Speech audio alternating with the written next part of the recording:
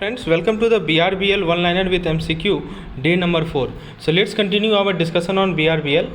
So in the last lecture जहाँ तक हम लोगों ने लास्ट लेक्चर में छोड़ा था उसके बाद हम लोग कंटिन्यू करते हैं। पहला पॉइंट आपको बताया जा रहा है डीवीएस के बारे में, डिपार्टमेंट ऑफ बैंकिंग सुपरविजन। तो ये एक डिपार्टमेंट है रिजर्व बैंक ऑफ इंडिया का, जिसकी रिस्पॉन्सिबिलिटी होती है कि कमर्शियल बैंक को सुपरवाइज करना और दूसरे ऑल इंडिया फाइनेंशियल इंस्टीट्यूशन को सुपरवाइज करना, एनबीएफसी को सुपरवाइज करना और कोऑपरेटिव बैंक को।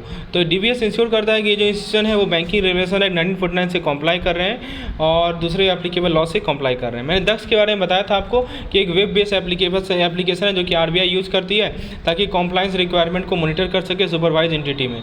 Supervise entity banks, financial institution या दूसरे एंटिटीज़ होते हैं जो कि आरबीआई के द्वारा रेगुलेटेड होते हैं। फिर दोस्तों सेंट्रल गवर्नमेंट के बारे में बताया जा रहा है कि सेंट्रल गवर्नमेंट जो है बैंकिंग कंपनी की अंडरटेकिंग को एक्वायर कर सकते हैं कुछ केसेस में। जैसे मान लीजिए कि बैंकिंग कंपनी फाइनेंशियल डिफिकल्टी में है या वो एक मैनर में ऑपरेट नहीं हो रही है जो कि पब्लिक इंटरेस्ट में है, तो जब भी सेंट्रल गवर्नमेंट किसी बैंकिंग कंपनी की अंडरटेकिंग को एक्वायर करेंगे तो कंपनी का एसेट और लायबिलिटी का कंट्रोल सेंट्रल गवर्नमेंट के पास चला जाता है। फिर दोस्तों नेक्स्ट पॉइंट बताया जा रहा है कि सेक्शन 44A जो हमारा बैंकिंग रेगुलेशन एक्ट का है वो अलाउ करता है कि दो या दो से ज़्यादा बैंकिंग कंपनी एक साथ वॉलंटरली स्वेच्छा से एमलगमेट हो सकते हैं। एमलगमेशन एक प्रोसेस होता है कि जिसमें दो या दो से ज़्यादा कंपनी को कंबाइन किया जाता है सिंगल कंपनी में। तो ये जो वॉलंटरी एमलगमेशन है ये तब किया जा सकता है यदि बैंकिंग कंपनी का जो शेयर होल्डर है वो एमलगमेशन को अप्रूव करे। फिर दोस्तों नेक्स्ट पॉइंट बताया जा रहा है कि हमारा जो सेक्शन 396 है कंपनीज एक्ट 1956 का, ये अलाउ करता है सेंट्रल गवर्नमेंट को कि वो एमलगमेशन को ऑर्डर करे दो से ज़्यादा बैंकिंग कंपनी का। सेंट्रल गवर्नमेंट एमलगमेशन ऑर्डर तब करेगी यदि उसे पब्लिक इंटरेस्ट में सही लग रहा है। फिर दोस्तों मोरेटोरियम के बारे में बताया जा रहा है। मोरेटोरियम एक पीरियड ऑफ टाइम होता है जिस दौरान बैंकिंग कंपनी को रोका जाता है पेमेंट करने के लिए अपने डिपॉजिटर को या क्रेडिटर को। So moratorium is a period of time, एक अवधि होता है दोस्तों जिस दौरान बैंकिंग कंपनी को रोका जाता है कि वो पेमेंट अपने ना ही डिपॉजिटर को करेगी पेमेंट, ना ही क्रेडिटर को पेमेंट करेगी। तो रिजर्व बैंक ऑफ इंडिया जो है सेंट्रल गवर्नमेंट को अप्लाई कर दी है मोरेटोरियम के ऑर्डर के लिए यदि ये जरूरी है कि डिपॉजिटर और क्रेडिटर के इंटरेस्ट को प्रोटेक्ट किया जाए। तो दोस्तों ये सब पॉइंट को आप समझ लिए। आप क्वेश्चन कर लेते हैं इनमें से कौन सा डीबीएस के तहत सुपरवाइज नहीं किया जाता? Commercial bank, all India financial institution, non NBFC, insurance company. तो इंश्योरेंस कंपनी सही जवाब है इसका। नेक्स्ट क्वेश्चन है दक्ष क्या है? तो दोस्तों दक्ष के बारे में मैंने आपको बताया था कि एक वेब बेस्ड एप्लीकेशन है जो कि आरबीआई यूज़ करती है ताकि कॉम्प्लायंस रिक्वायरमेंट को मॉनिटर कर सके। ऑप्शन ए सही जवाब है। नेक्स्ट क्वेश्चन है किस सर्कमस्टांस में सेंट्रल गवर्नमेंट बैंकिंग कंपनी की अंडरटेकिंग को एक्वायर कर लेगी?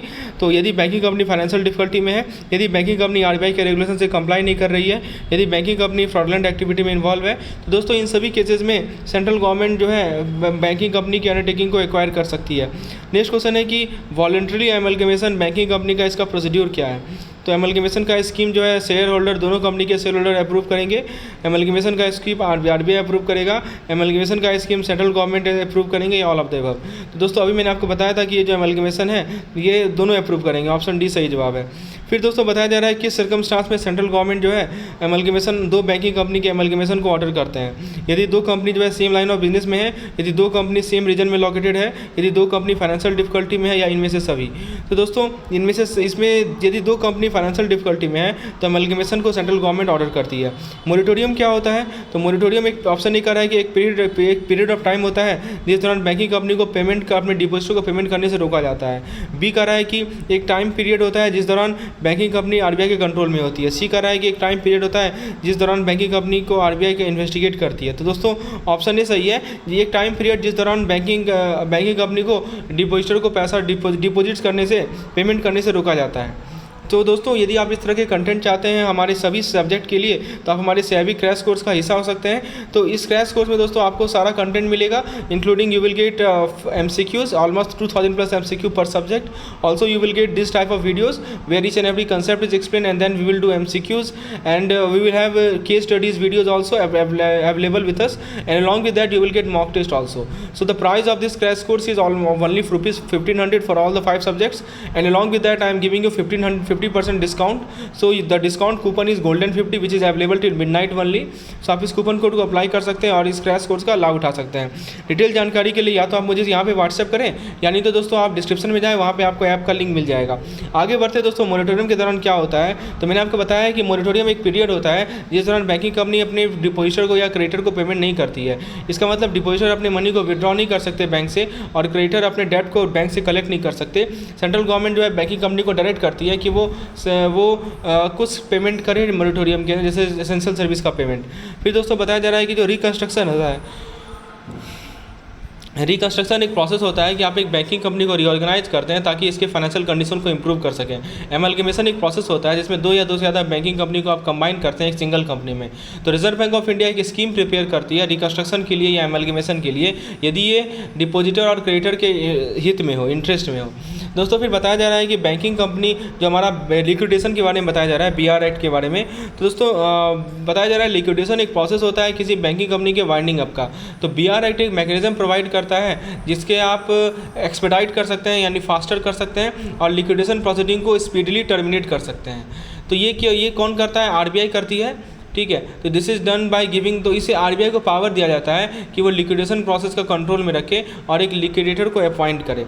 फिर दोस्तों नेक्स्ट पॉइंट में बताया जा रहा है कि एक स्टे क्या होता है। स्टे बेसिकली एक कोर्ट ऑर्डर होता है जो कि क्रेडिटर को रोकता है कि वो लीगल एक्शन ले किसी डेटर के अगेंस्ट। तो स्टे बेसिकली क्या होता है? कोर्ट ऑर्डर है जो कि क्रेडिटर को रोकता है कि वो लीगल एक्शन ले अगेंस्ट अ डेटर। तो बैंकिंग कंपनी जो कि टेम्पररी अपने ऑब्लिगेशन को मीट नहीं कर पा रही है, वो हाई कोर्ट को अप्लाई करती है स्टे के लिए या प्रोसीडिंग के लिए।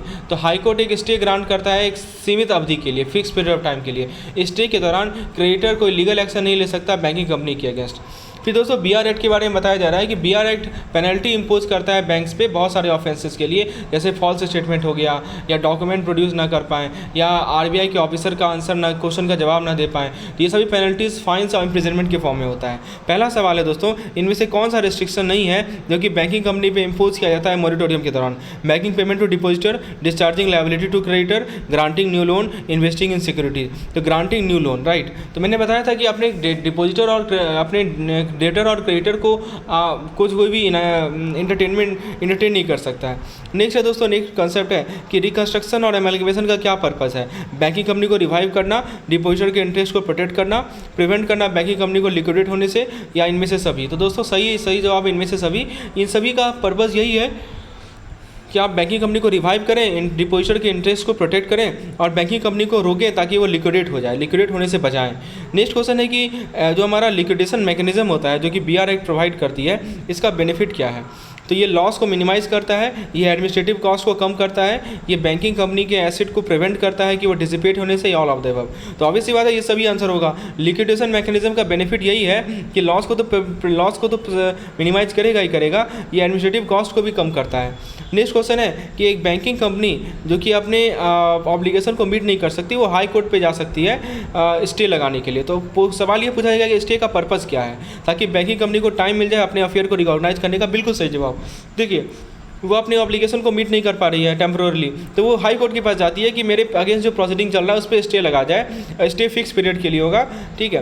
दोस्तों नेक्स्ट कॉन्सेप्ट क्या है कि क्या पर्पज़ है बैंक पे पेनल्टी लगाने का, ताकि बैंक को ऑफेंस कमिट करने से रोका जा सके, बैंक को ऑफेंस कमिट करने से पनिश किया जा सके, या विक्टिम को कॉम्पेंसेट करें। दोस्तों ये सभी है, पेनल्टी लगाने का मेन पर्पज़ है कि बैंक को ऑफेंस कमिट करने से रोका जा सके।